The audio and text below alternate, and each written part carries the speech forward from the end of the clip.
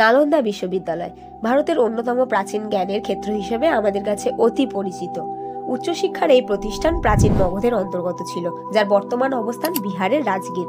তক্ষশিলার পর এটি ছিল ভারতের দ্বিতীয় প্রাচীনতম বিশ্ববিদ্যালয়। গুপ্ত সম্রাট কুমারগুপ্তের পৃষ্ঠপোষকতায় এটি তৈরি করা হয়। 14 হেক্টর অর্থাৎ 104.58 বিঘা জমির উপর তৈরি এই প্রতিষ্ঠানে তিব্বত, চীন, গ্রিস, পারস্য থেকে ছাত্ররা পড়াশোনা করতে আসতো। অন্য প্রাচীন বিশ্ববিদ্যালয়ের মতো নালন্দাতেও বৈদিক শিক্ষা পদ্ধতিতে শিক্ষাদান করা হতো। পূর্ব এশিয়া থেকে আগত সন্ন্যাসী ও অন্যান্য ঐতিহাসিকদের থেকে জানা যায় এখানে মহাযান বৌদ্ধ ধর্ম, বেদ, যুক্তিবিদ্যা, সংস্কৃত ব্যাকরণ, সাংখ্য এবং অন্যান্য অনেক বিষয়ে শিক্ষা দেওয়া হতো। এখানে ছাত্রদের পড়াশোনার পাশাপাশি থাকারও ব্যবস্থা ছিল।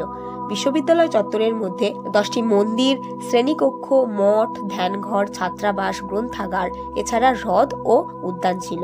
এই প্রতিষ্ঠানে 10,000 ছাত্র ও 2,000 শিক্ষকের সমন্বয় বিধান ঘটেছিল। অন্য দেশ থেকে যেমন ছাত্ররা উচ্চশিক্ষার জন্য আসতো, তেমন বিদেশের রাজারা এখানে অর্থ অনুদান দিত। উদাহরণ হিসেবে ইন্দোনেশিয়ার রাজা শৈলেন্দ্রনাথের কথা বলা যায়। নালন্দা বিশ্ববিদ্যালয়ের একটি আকর্ষণীয় কেন্দ্র ছিল এর গ্রন্থাগার। তিব্বতীয় উৎস থেকে জানা যায় এর বইভাণ্ডার এলাকাটি ধর্মগঞ্জ নামে পরিচিত, যার মধ্যে 3টি বিশাল ভবন ছিল, যেগুলি রত্নসাগর, রত্ননিধি ও রত্নরঞ্জনা নামে খ্যাত। এই বিশালাকার গ্রন্থাগারে 9 মিলিয়ন পুঁথি সংরক্ষিত ছিল। রত্নসাগর ভবনে বিশেষত দুষ্প্রাপ্য পবিত্র বইগুলি সংরক্ষণ করে রাখা হয়েছিল।